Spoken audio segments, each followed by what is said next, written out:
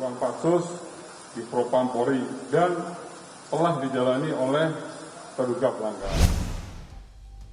Polri melakukan penempatan khusus Patsus kepada puluhan personelnya yang diduga melakukan pelanggaran etik terkait kasus kematian Brigadir Nofriansyah Yosua Huta Barat alias Brigadir J. Belakangan sejumlah polisi yang sempat dikurung telah keluar dari Patsus. Kadif Humas Polri, Irjen Dedi Prasetyo mengatakan ada 5 perwira yang telah tuntas masa kurungannya. Mereka telah dimutasi ke Yanma Polri dan sudah kembali bekerja di bawah pengawasan ketat Propam Polri.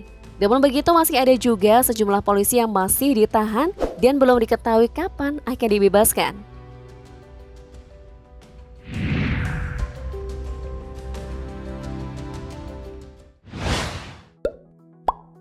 Komisaris Besar Susanto adalah satu dari 4 kombes yang dimutasi pelayanan Markas Kepolisian Negara Republik Indonesia Yanma Polri. Sebelumnya, Kombes Susanto menjabat sebagai Kabagakum Biro Provos Divisi Propam Polri dan kini masih Patsus di Makobrimob. Kombes Susanto dimutasi ke Yanma Polri lantaran disebut menghilangkan sejumlah barang bukti di TKP tewasnya Brigadir J. Ia diduga sengaja datang sehari setelah kejadian untuk mengambil CCTV di TKP yang kemudian dikatakan rusak akibat tersambar petir.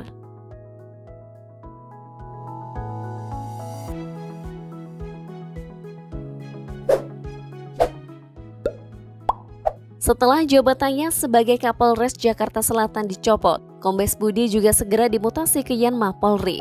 Kombes Pol Budi Herdi adalah salah satu yang menjalankan skenario bohong Irjen Pol Verdi Sambo. Pada 12 Juli lalu, Kapolres Jaksel Kombes Budi Herdi melakukan konpres terkait penanganan perkara yang lebih lengkap. Karena Polres Metro Jaksel melakukan olah TKP dan melakukan pemeriksaan terhadap 4 orang saksi. Saat itu, Budi Herdi menjelaskan penanganan olah TKP di Duren 3 sesuai prosedur dan kronologi serta dugaan adanya pelecehan. Karena perbuatannya ia kini masih ditahan di Makobrimob.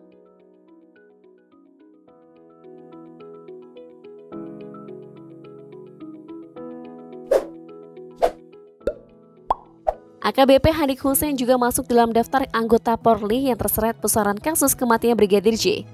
Ajudan mantan Kadif Propam Polri Irjen Verdi Sambo disebut sebagai salah satu polisi yang menghalangi proses penyidikan. Sebelum ditahan di Provos, Andi Hussein pernah menjabat Kasubdit Resmob di Treskrimum Polda Metro Jaya. Tak hanya di kasus penembakan Brigadir J, sosok Hadik Hussein juga terkait dalam kasus dengan Laskar FPI bersama Verdi Sambo.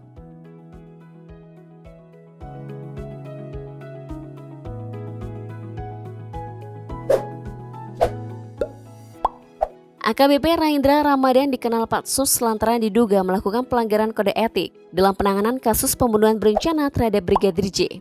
Raindra Ramadan Syah yang merupakan bawahan dari Kapolda Metro Jaya, Irjen Fadil Imran, kini masih dikurung di Provos.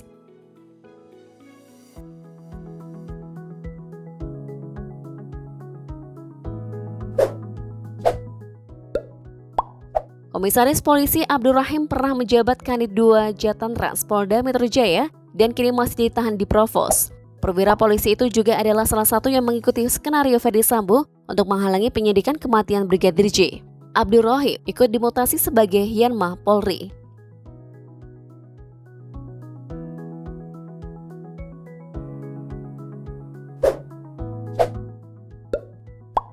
Mantan Karo Provos Divisi Propam Polri Beni Ali diduga mengintervensi penyelidikan kematian Brigadir J saat menjabat sebagai Karo Provos di Propam. Dia disebut menghalang-halangi adik Brigadir J, Bribda LL, untuk melihat jenazah kakaknya. Beni Ali disebut-sebut memanggil Bribda LL datang ke RS Polri saat proses autopsi pertama jenazah Brigadir J. Bribda LL diminta menandatangani surat yang tidak jelas isinya, tanpa melihat jasad kakaknya.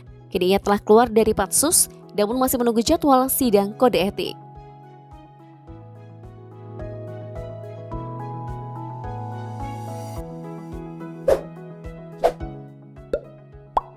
Ari Cahya Nugraha harus kehilangan jabatannya sebagai Kanit 1 Subdit 3 di Tipidum Barreskrim Polri. Dia kini telah keluar dari Patsus dan masih menunggu jadwal sidang kode etik. Dalam kasus Brigadir J, AKBP Ari Cahya disebut menghalangi penyidikan obstruction of justice. Ari Cahya adalah orang yang melakukan pengambilan DVR CCTV.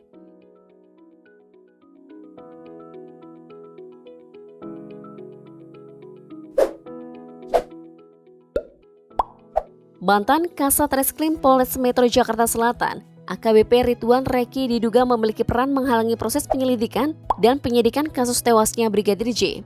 Namun tidak dijelaskan lebih lanjut apa tepatnya peran AKBP Ridwan dalam kasus kematian Brigadir J.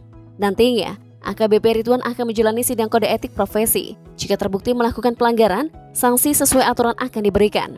AKBP Ridwan sudah keluar Patsus dan kini bertugas sebagai Pamen Yanma Polri sambil menunggu jadwal sidang kode etik.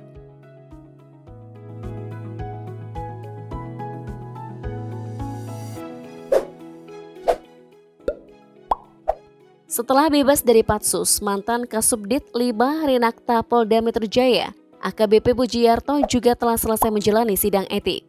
Dari hasil sidang etik, AKBP Pujianto dikenal saksi dengan ditempatkan khusus selama 28 hari yang sudah selesai dijalaninya dari 12 Agustus hingga 9 September 2022. Dia dinilai terbukti melanggar etika lantaran tidak profesional dalam menangani laporan terkait pelecehan kepada istri Irjen Ferdy Sambo, Putri Chandrawati.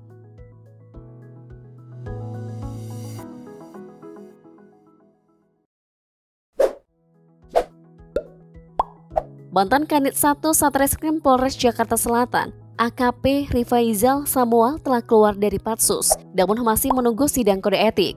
Rifaizal Samuel menjadi perwira pangkat paling rendah yang terkena mutasi Kapolri lantaran diduga tidak profesional dalam menangani kasus kematian Brigadir J. Rifaizal Samuel juga menjadi salah satu yang pertama diperiksa Inspektorat Khusus Itsus terkait rekayasa kematian Brigadir J. Setelah 21 hari berada di Patsus Provos Propam, Rifaizal diminta bersaksi pada sidang etik Sambo pada 25 Agustus lalu.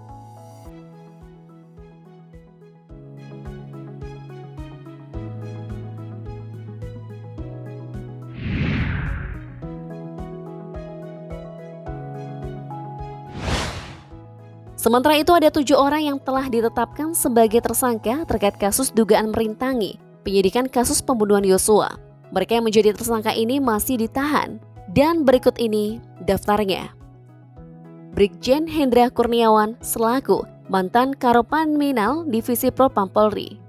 Kombes Agus Nurpatria selaku mantan Kaden A Biro Paminal Divisi Propam Polri. AKBP Arif Rahman Arifin selaku mantan Wakaden B Biro Paminal Divisi Propam Polri. Kompol Baikuni Wibowo selaku mantan PSK Subagriksa Bagaketika Rowabrov Divisi Propam Polri. Kompol Cuk Putranto selaku mantan PSK Subbagaudit Bagaketika Rowabrov Divisi Propam Polri. AKP Irfan Widianto selaku mantan Kasubnit 1 Subdit 3 di Tipidum Bareskrim Polri. Irjen Ferdy Sambo selaku mantan Kadipropam Polri. Secara khusus Irjen Ferdy Sambo juga telah dikenai sanksi pemberhentian tidak dengan hormat (PTDH) dan mengajukan permohonan banding. Selain Sambo, AKBP Agus Nurpatria, Kompol Cuk, dan Kompol Baikuni juga sudah diberikan hukuman pemberhentian tidak dengan hormat lewat sidang kode etik. Ketiganya juga menyatakan banding. Menurut kalian, hukuman pidana apa yang pantas sebagai tersangka utama Ferdy Sambo?